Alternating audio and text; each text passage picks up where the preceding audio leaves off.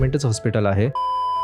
एक लेडी होती आणि तिचं बाळ तिने आणलं होतं. त्याला काहीतरी नॉर्मल आजार होता. डॉक्टरने ट्रीटमेंट्स वगैरे केले, पण ते बाळ काही जगू नाही शकलं. त्यामुळे तिला ट्रॉमा आला. ती ज्या बाकड्यावर बसून जेव्हा रडली होती, आजही तिथे जाणवतं की आज ती बाई त्यांना दिसते, काहीतरी आहे इथे. ह्या कथा मनोरंजनासाठी आहेत. काही लोकांचे अनुभव व काही पूर्णपणे काल्पनिकही असू शकतात. त्यामुळे कृपया यांना मनोरंजन म्हणून घ्या. या कथा आपल्या संस्कृतीचा एक भाग आहे. अगदी लहानपणी आजी आजोबांनी सांगितलेल्या गुड गोष्टींसारख्या. आमचा हेतू कोणत्याही प्रकारच्या अंधश्रद्धा किंवा भीती निर्माण करणे नाही.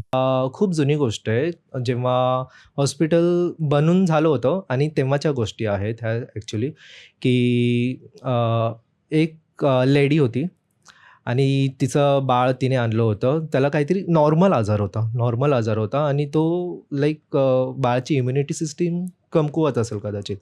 त्यामुळे जसं तो बाळाला घेऊन आलं, थोडंसं डॉक्टरने ट्रीटमेंट्स वगैरे केले, पण ते बाळ काही जगू नाही शकलं. त्यामुळे तिला ट्रॉमा आला आणि मग ती बाळाला घेऊन इथून तिथून पळत रडत होती, की माझ्या बाळाला वाचवा, माझ्या बाळाला वाचवा.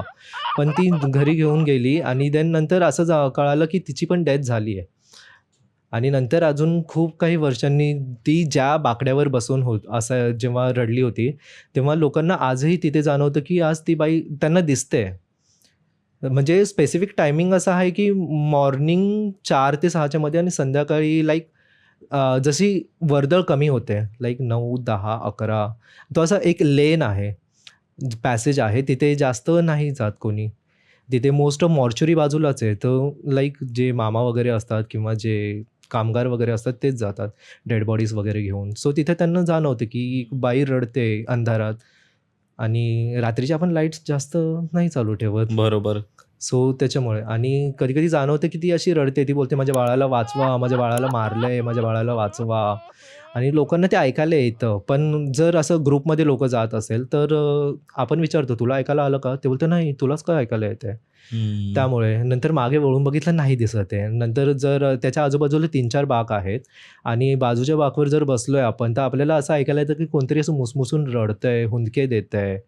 आणि आपण बघतोय नाही दिसत आहे तिथं काही. आणि आपण जसं तिथं बसणार तर आपल्याला असं निगेटिव्ह फील होणार आणि असं टेम्परेचर ड्रॉप फील होणार, की असं समजून जायचं की काहीतरी आहे, की अचानक हा गारवा झाला आहे आणि टेम्परेचर ड्रॉप झाला आहे, अंगावर शहारे येत आहेत.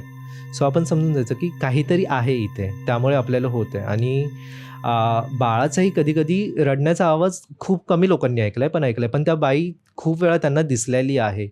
जी बोलते, "माझ्या बाळाला वाचवा, माझ्या बाळाला मारलंय." जरी आम्ही बोललो, "चला आपण जाऊयाच." तरी काही-काही फ्रेंड्स होते ते बोलले, "नाही जायचं."